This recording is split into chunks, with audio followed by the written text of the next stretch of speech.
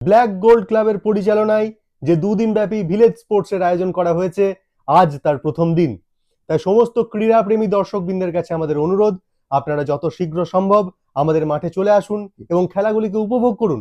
এবং যারা এখনো নাম দিতে বাকি আছেন তারাও চলে আসুন, কিন্তু নাম দেবেন এবার পরের বছর। আর কিছুক্ষণের মধ্যে শুরু হয়ে যাবে আমাদের খেলাগুলি, কিন্তু তার আগে আছে উদ্বোধনী অনুষ্ঠান।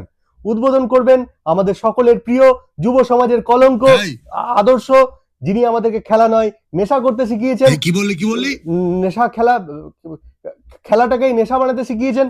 কি ঠিক আছে না? হ্যাঁ ঠিক আছে নিজের কাজ কর।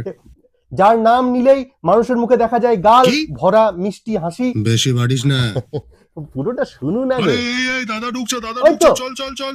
দেখুন দর্শক বন্ধুরা, নাম নিতে নিতে চলে এসেছে দাদার গাড়ি, সামনে দুটো স্কুটি, মানে 100 বছর থাকতে পারে জনগণের দুর্গতি। মানে দাদার দীর্ঘায়ু কামনা করছি আর কি। এই গানটা বাজা আজকে খুশির দিনে সেই ব্রহ্ম মুহূর্ত যারা অপেক্ষা করছিলাম আমরা সবাই, দাদা মাঠের মধ্যে চলে এসেছেন, সামনে দর্শকদের প্রচন্ড ভিড়। এবার দাদা নিজের প্রিয় কাজটা করবেন, কাটবেন পুরোটা বল। ফিতে কাটবেন। দাদা এবার তার কিছু মূল্যবান বক্তব্য রাখবেন আমাদের সামনে, যার কোনো মূল্যই নেই, মানে অমূল্য। দাদার বক্তব্যের কি কোনো মূল্য আছে? কমিটি সকলে দাদাকে মাঠের মধ্যে ঘিরে ধরেছেন, তারা সবাই রিকোয়েস্ট করছেন দাদার কালো হাত, কোমল হাত দিয়ে ডিসকাস থ্রো এর মাধ্যমে আজকের খেলা শুভারম্ভ করতে। কিন্তু এ কি, দাদা কিছুতে রাজি হচ্ছেন না। খুব স্বাভাবিক, দাদার প্রিয় কাজ তো মানুষের বিশ্বাস ভাঙা। বিশ্বাস করবেন না কত রেকর্ড দাদা ভেঙেছেন, আজও একটা আধটা ভেঙে দিতে পারেন কি, তাই না?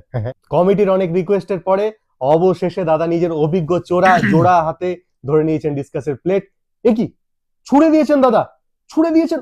অবিশ্বাস্য থ্রো, ভাবতে পারা যাচ্ছে না। নির্বাচকরা অবাক হয়ে গেছেন দূরত্ব দেখে, মেজারিং টেপ দিয়ে দূরত্ব মাপা যাচ্ছে না। কি বলছেন নির্বাচকরা, কি বলছেন? 10 mm এর কম নাকি মেজারিং টেপে মাপা যায় না। যাই হোক, এরকম একটা অনেস্ট কথা শোনার পরেও দাদা নিজের স্পোর্টসম্যান স্পিরিট ধরে রাখলেন নির্বাচকদের কাঁচা গাল দিয়ে। খুদে প্রতিযোগীদের উৎসাহ বাড়ানোর জন্য দাদাই কিনে এনেছেন প্রচুর চকলেট, যা তিনি বিলিয়ে দিতে বললেন সবাইকে। আমরা জানি দাদা বরাবরই বাচ্চাদের উজ্জ্বল ভবিষ্যতের জন্য কাজ করে থাকেন।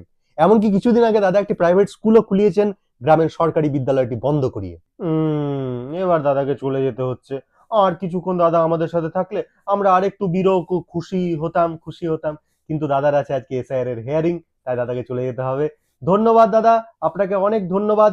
একমাত্র আপনি পেরেছেন পুরো গ্রামের মানুষকে আওতা এক মাঠের আওতায় আনতে।